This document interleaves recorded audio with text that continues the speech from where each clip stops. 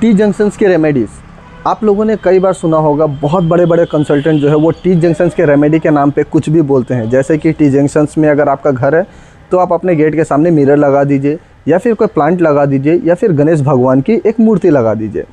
लेकिन T junctions की कोई भी रेमेडी नहीं होती है। T junctions remedies are fake.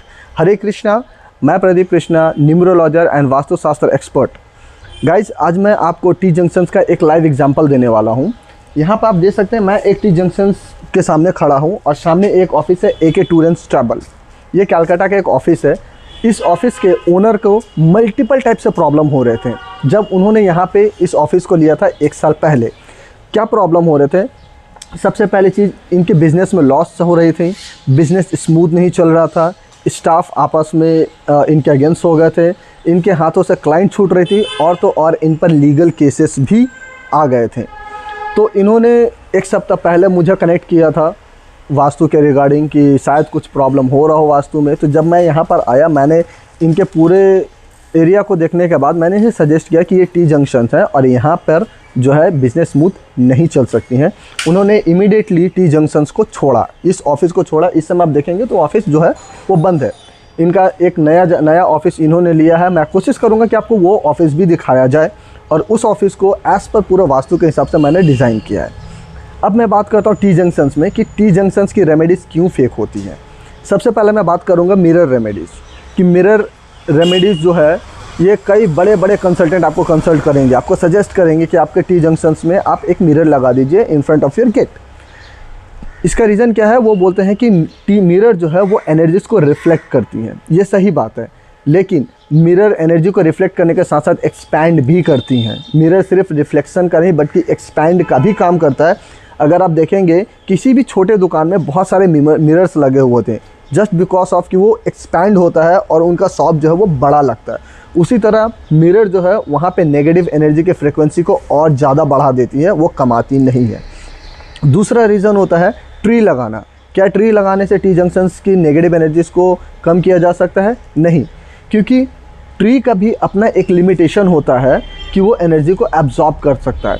लेकिन टी जंक्शंस की रेमेडीज़ टी जंक्शन की जो एनर्जीज़ है उसकी नेगेटिव फ्रिक्वेंसी काफ़ी ज़्यादा हाई होती है, तो ट्रीज़ भी जो है वो टी जंक्शंस की नेगेटिव एनर्जी को एब्जॉर्ब नहीं कर सकता।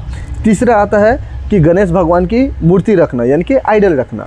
गाइज, आज से एंशिएंट टाइम में जब लोग प्रॉपर्टी बाई करते थे और जब उन्हें पता चलता था कि ये टी जंक्शन है और टी जंक्शंस के अपने एक अलग नेगेटिव इफेक्ट होता है, तो वो उस ज़मीन को डोनेट कर देते थे टेंपल बनाने के लिए, या टेंपल के लिए डोनेट कर देते थे।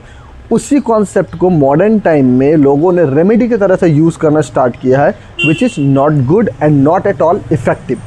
अब टी जंक्शन इतना अनऑस्पिशियस क्यों होता है? इसके क्या कारण है?